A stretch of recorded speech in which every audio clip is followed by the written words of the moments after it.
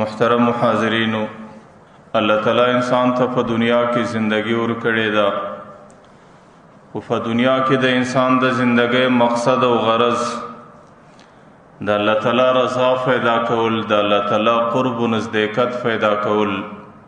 او د الله تعالی وصل او وصال خپل زندگی کې میلاوول.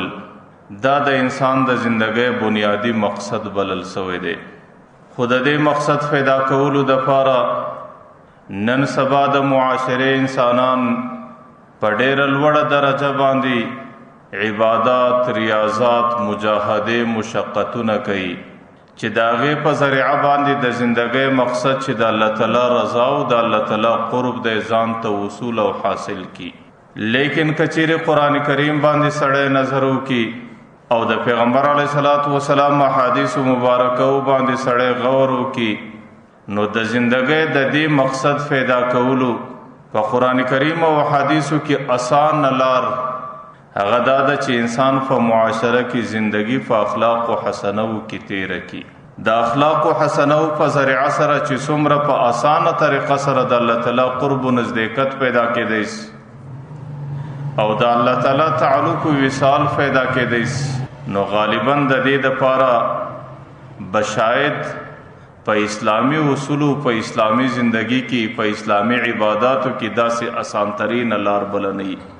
نو انسان کا په زندگی کې په آسانه طریقه سره د الله تعالی قرب و نزدېکت غواړي او د الله تعالی وصل و وصال غواړي، بیا د انسان د پاره بنیادی طریقه د زندگی په معاشره کې د اخلاق و حسنو په شکل باندې تیرول. تیر واعظ کې موږ دا خبره کړې وه چې د اخلاق و حسنو مختلفې مراتب دي. بعضې مراتب د اخلاق و حسنو هغه دي چې هغې د اخلاق و حمیدو په نامه باندې یاد شوي چې الله تعالی هغې یهودو ته ورکړي وو چې په معاشره کې د انسانانو سره د برابرۍ معامله کول. لکه قرآن کریم د دې تذکره کوي ان النفس بالنفس والعین بالعین، چې کله د یو چا د طرفه تا ته د سترګې ستا پر سترګه تجاوز رالی نو ته د هغې سره د سترګې مقدار تجاوز کول، او چې کله ستا پر زندگی باندې، ستا پر جسم باندې د یو غوږ مقدار تکلیف رالی،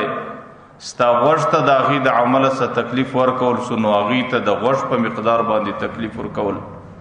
مقصد دا چې په معاشره کې برابري کول، چې څومره تجاوز در سره وسو د انسان سره هغومره تجاوز کول، چې څومره ظلم او ناجایز در سره وسو د هغې په هغه شکل باندې بدله ورکول. دې ته ویل کېدل اخلاق حمیده، او د اخلاق حمیده و دغه حصه دا الله تعالی یهودو ته قسمت کې ورکړی و. او دویمه درجه د اخلاق حسنو هغې په اخلاق کریمانو باندې یاده سوې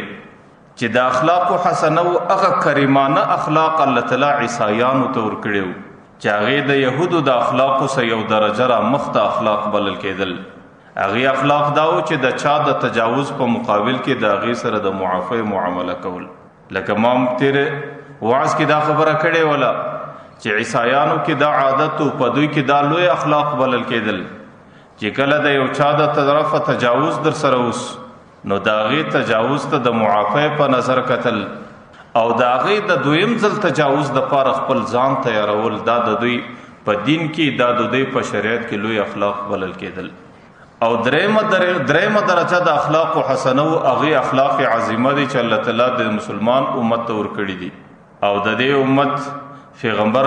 نبی اکرم صلی الله علیه و آله وسلم ته الله تعالی په قسمت و نصیب کې ورکړي. لکه الله تعالی پیغمبر علیه الصلاۃ والسلام ته ویل پیغمبره انک لعلی خلق عظیم، ته پر اخلاق عظیمه باندې. او د پیغمبر علیه الصلاۃ والسلام اخلاق عظیمه سو حضرت عائشہ مبارکه ویل کان القرآن جبلة له، قرآن کریم د پیغمبر علیه الصلاۃ والسلام طبیعت ولو چې څنګه قرآن کریم کې اوامر راغلی وو او قرآن کریم کې چې په کم شکل باندې نواهی راغلی وو نو پیغمبر علیه الصلاۃ والسلام په هغه اوامر او نواهیو باندې په داسې اسانه شکل باندې عمل کولای سو لکه سړی چې په یو خپل طبعي امور باندې خپل عمل کوي. او قرآن کریم د پیغمبر علیه الصلاۃ والسلام د اخلاق عظیمه او تشریح کړی و. قرآن کریم ته فاعف عنهم چې کله د یو چا د طرفه تجاوز رالو نو اول د تجاوز په مقابل کې هغې ته معافي کول او د خپل دماغ سره د بدلی اخستلو او د انتقام اخستلو سوچ او فکر د باندې کول واستغفر لهم او دویم دا دی چې خپل زندگی کې د الله تعالی دربار کې داغه د لپاره مغفرت غوښتل چې الله ما خو د خپل طرفه دې سړی ته د تجاوز په بدله کې معافي وکړه او یا الله کا پر دې تجاوز په بدله کې د په آخرت کې سزا ورکول کیږي نو زستا دربار کې دا غوښتنه کوم چې د آخرت ته تکلیف سیم خلاص کړ او وشاورهم فی الامر او په خپل مشورو مجلسو کې هغه شریکول چې د هغه سره مخکینی کم تعلق دی هغه تعلق ور سره بحال ساتل نو دا د پیغمبر علیه الصلاۃ والسلام اخلاق عظیمه او الله تعالی پیغمبر علیه الصلاۃ والسلام ته ویل چې ته پر دې اخلاق عظیمه پیدا سوې چې کله د یو چا د طرفه معاشره کې تجاوز رااله صرف معافی باندې خبره نه ده بلکې د معافی سره سره به د هغې دپاره د الله تعالی په دربار کې د مغفرت غوښتنه کوي او صرف په مغفرت غوښتنه باندې هم خبره نه ده خلاص بلکې چې د هغې سره پخواني د قرابت تعلق د هغې سره د شراکت تعلق د هغې سره د ملګرۍ تعلق د هغې سره د مسلمانۍ تعلق هغه مسلمانۍ او هغه تعلق به در ډېره حده پورې د هغې سره بحال ساتي نو بیا تا په اخلاق عظیمو باندې عمل وکړي او بیا هغه اخلاق عظیمو باندې عمل کول ستا په نصیب سو چې کوم اخلاق عظیمه الله تعالی د مسلمان امت او امت مسلمه ته په نصیب ورکړي د دې معنا دا ده چې په خپل زین کې د مسلمان سره همدردی کول او په خپل زین کې د مسلمان غمخواری را ګرځول دا د پیغمبر علیه الصلاۃ والسلام اخلاق عظیمه دي د خپل زین سره د مسلمان متعلق منفی سوچ استل او د منفی سوچ بجای خپل مثبت سوچ په دماغ کې خپرول او چې کله د مسلمان سره تجاوز وسي د هغې د تجاوزاتو سره نظر قطع کول او د هغې مسلمان د خوبۍ او د هغې مسلمان سره د احسان فکر کول او خپل زندگی د مسلمان په غمخواری او همدردی کې تیرول دا د پیغمبر علیه الصلاۃ والسلام اخلاق حسنه بلل کېدل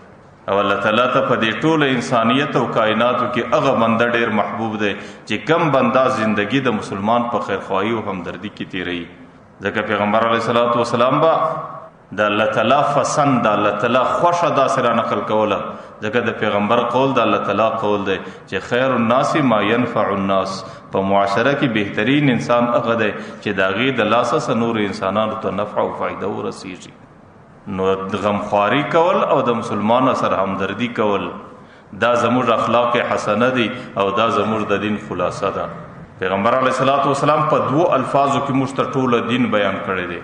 او په داسې ښکاره الفاظو په داسې ساده سیده الفاظو باندې چې د دین ټول حقیقت پیغمبر علیه الصلاۃ والسلام په دوو ټکو کې ښکاره کړي پیغمبر علیه الصلاۃ والسلام به الدین النصیحه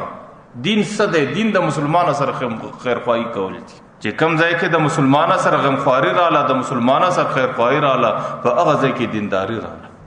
د عربیت الفاظ دی الدین النصیحه او دې باندې طالبان پوهیږي چې دین په دې ترکیب کې مبتدا ده او النصیحه دا خبر دی او د مبتدا او خبر په عربیت کې قانون دی چې یو معرفه راځي نو دویم خامخا نکره راځي لیکن په بعضو ځایو کې مبتدا او خبر دواړه معرفه راځي نو دلته مبتدا معرفه د خبر معرفه دی او چې کله مبتدا او خبر دواړه معرفه راځي نو نحات بیا د دې متعلق دا فرمایي چې دلته د مبتدا او خبر په مابین کې حصر دی او دلته د مبتدا او خبر په مابین کې تلازم دی نو الدین النصیحه د دې معنا دا چې دین حصر دی پر نصیحت باندې نصیحت معنا خیرخواهی او خیرخواهی حصر د پر دین باندې او چې کوم ځای کې خیرخواهی رااله نو الته به دین خامخایي چې د دې دوه په مابین کې سره تلازم دی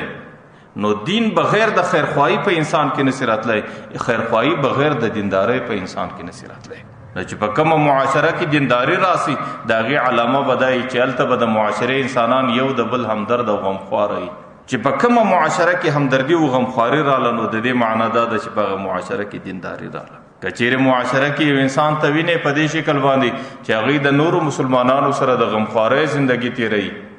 نو په دې باندې سر خلاص کړه چې الله تعالی په دې انسان کې دینداری یې ده او چې که چیرې په معاشره کې ته د انسان وینې په هغې کې دینداری ده نو په دې باندې پوه سه چې دې مسلمان کې د انسانانو سره غمخواري او همدردي ده نو دنیا کې لوی دین لوی غمخواري او په دنیا کې د دین بهترینه طریقه د مسلمانانو سره همدردي کول او د مسلمان همدردی کول او د مسلمان سره غمخواری کول دا اخلاق حسنه دي. ځکه پیغمبر علیه الصلاۃ والسلام وایي کله د اخلاق حسنو په ذریعه باندې بنده داسې ځای ته ځان ورسوي چې بیا د شپې په عباداتو د ورځې په روژو باندې هغه ځای ته سړی ځان نشي رسولی.